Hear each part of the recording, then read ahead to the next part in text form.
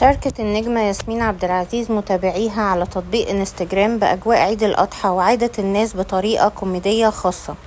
نشرت النجمة المصرية عبر خاصية ستوري مقطع فيديو أثناء أداء صلاة عيد الأضحى، ظهرت فيه وهي ترتدي الحجاب وتغطي رأسها بقبعة الهودي وتضع نظارات شمسية كبيرة الحجم لتوثق من خلالها أجواء صلاة عيد الأضحى التي أدتها.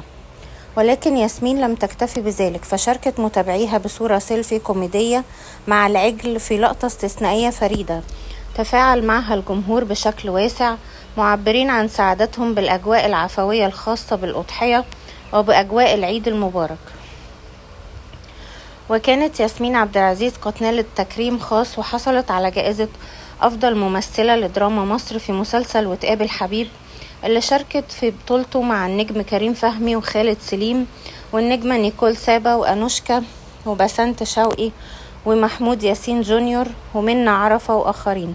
العمل كان من تأليف عمرو محمود ياسين وإخراج محمد الخبيري، وحققت من خلاله نجاح كبير ونسب مشاهدة عالية.